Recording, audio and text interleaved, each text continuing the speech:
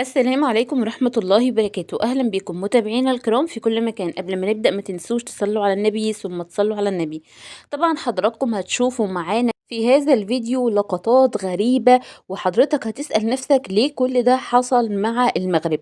طبعا اللقطة اللي قدام حضراتكم دي من أوحش اللقطات اللي هتكون في الفيديو، ولكن هنتكلم عليها في الآخر. والسؤال اللي بيطرح نفسه، هل إحنا أمام قوانين واضحة لكرة القدم يجب أن تحترم، ولا أمام قرارات تحكيمية يجب أن تتناقش بالعقل وبالمنطق وليست بالصراخ والانفعال؟ أريد أن أبدأ من اللقطة التي أشعلت كل هذا الجدل، اللقطة التي جاءت في وقت البدل ضائع من الشوط الثاني بعد ضربة ركنية نفذت داخل منطقة جزاء المنتخب السنغالي. هنا بقى متابعينا الكرام نشاهد بوضوح شديد مسكة واضحة من مدافع المنتخب السنغالي على إبراهيم دياز. هل هذه المسكة ليست خفيفة؟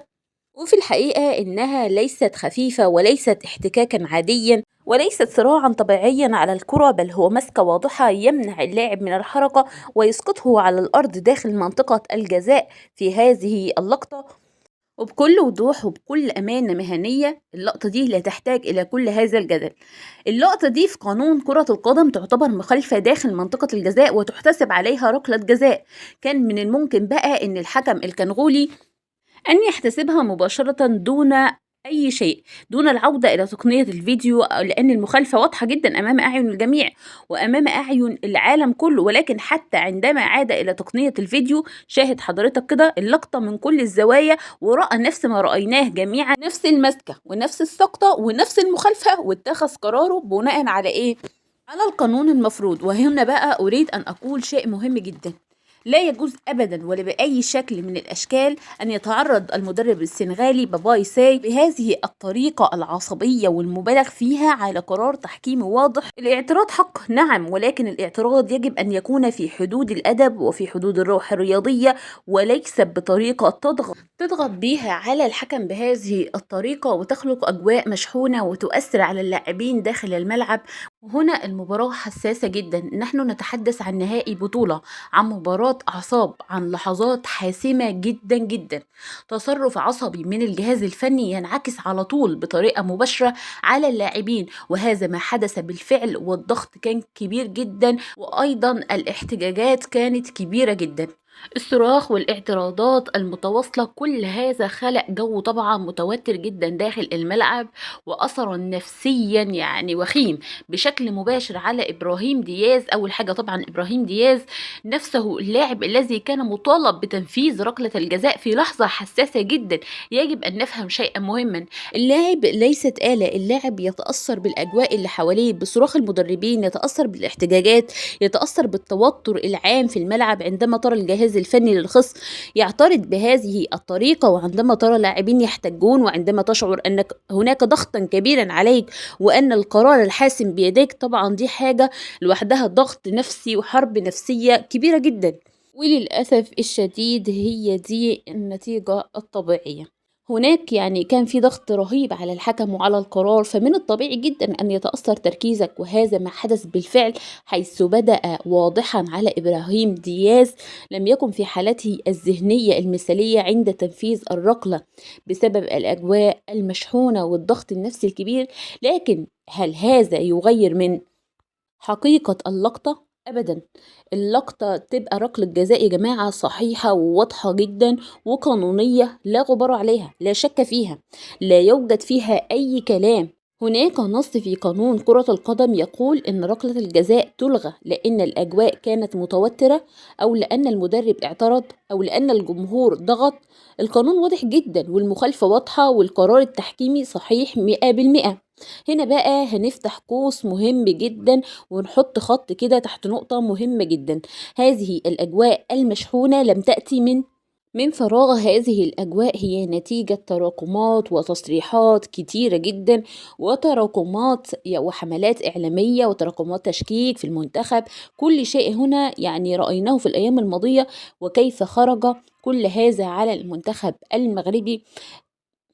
طبعًا بعض المدربين اللي عمل جدل واسع جدًا هو حسام حسن، ده كان على رأسهم طبعًا، وبعض الأصوات الإعلامية في مصر وفي الجزائر وفي تونس تتحدث عن التنظيم، ويتحدثون عن التحكيم، ويتحدثون عن أشياء كثيرة بطريقة تشحن الأجواء وتضغطها قبل المباراة الكبيرة.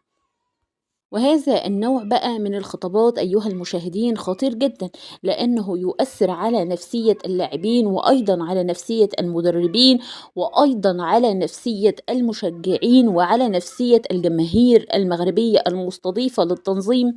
وبعد كل هذه الأجواء العامة المشحونة كان واضح جدا في طريقة تعاملهم مع القرار التحكيمي إنه دخل المباراة وهو يحمل توترا مسبوقا وشكوكا كثيرة. هنا نتكلم عن المدرب السنغالي، لكن مرة أخرى نقدر نقولها بوضوح، الحكم الكونغولي في هذه اللقطة لم يخطئ، بل على العكس تصرف بهدوء، عاد إلى تقنية الفيديو وتأكد واتخذ القرار الصحيح.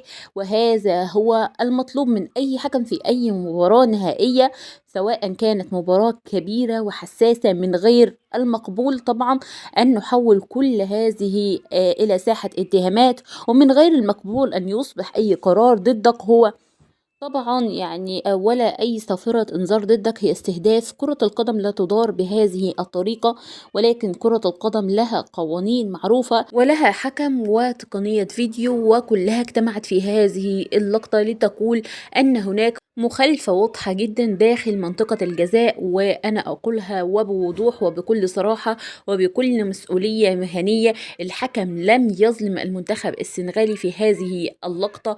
القرار كان صحيحا 100%، وكل من يحاول أن يقول غير ذلك إما إنه يشاهد هذه اللقطة جيدا، وإما إنه لم يشاهد هذه اللقطة جيدا ولم يعرف قوانين كرة القدم، وإما أن يشاهدها بعين العاطفة وليست بعين القانون. القانون واضح. وعايزة أضيف شيء آخر مهم جدا، الاعتراضات المبالغ فيها لا تخدم فريقك، بل بالعكس هي تضر فريقك. هي تشوه تركيز لاعبيك، هي تجعلهم يفكرون في الحكم أكثر مما يفكرون في اللعبة. هي تجعل المباراة مباراة حرب نفسية من الدرجة الأولى وليست مباراة رياضية. ولكن من الواضح جدا مشاهدينا الكرام أن الأجواء كانت مشحونة مسبقا، لأن هناك من يزرع الشك، هناك من يتحدثون كثيرا قبل المباراة، لأن هناك من أرادوا أن يهيئوا الرأي العام لفكرة أن أي قرار تحكيمي سيكون موضع جدل. وهذا أمر خطير جدا على الكرة أو على كرة القدم عامة الإفريقية. إذا استمرينا بهذه العقلية فلن ننجح في أي بطولة، ولن يثق فينا أي حكم، ولن نترك للاعبين فرصة للعب كرة القدم بهدوء وبتركيز. في النهاية عايزة أقولها وبوضوح شديد، في هذه اللقطة ركلة جزاء واضحة لصالح المنتخب المغربي. وأعتقد بعد كل هذه الأحداث التي حصلت في هذه المباراة لابد من إعادة هذه المباراة. وطبعا كنت عايزة أتكلم عن اللقطة اللي في أول الفيديو. بعد المباراة تم الاعتداء على على اللاعبين المنتخب المغربي، بل كسروا الملعب وشالوا النجيلة واعتدوا على الأمن الموجود داخل الملعب، لدرجة إن في حد من الأمن فكه اتكسر واتنقل للمستشفى فورا لأن حالته خطيرة. تخيلوا معانا متابعينا الكرام، بلد بمثل هذا الجمال والتنظيم الرائع اللي عملته المملكة المغربية يحصل فيها كل ده. بيحصل كل ده ليه؟ احنا مش عارفين هم ذنبهم ايه في كل اللي بيحصل ده بصراحة. بعد اللي شفناه ده على الفيفا والكاف والسيد فوزي لقجع والإعلام المغربي والجميع أن يتحركوا بسرعة تجاه المنتخب السنغالي، ولازم إن هو ياخد جزاءه بعد كل الأحداث اللي حصلت وشفناها بعيننا. وبالنهاية متابعينا الكرام، ما تنسوش تكتبوا لي رأيكم بالتعليقات.